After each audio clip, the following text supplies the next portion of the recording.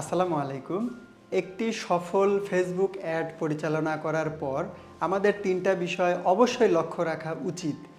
আসুন তাহলে দেখি কি সেই ৩টি বিষয়। Number ১, A/B testing.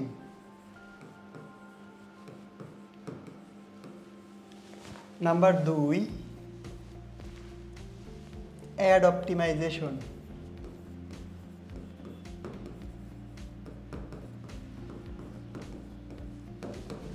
Number ৩, ad scaling.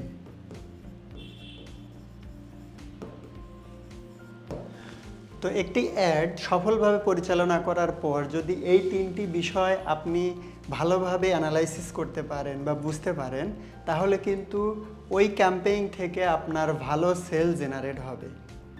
তো আশা করছি যারা ফেসবুক অ্যাড নিয়ে কাজ করছেন তারা এই ৩টি বিষয়ের উপর খুব ভালোভাবে লক্ষ্য রাখবেন। ধন্যবাদ। আসসালামু আলাইকুম।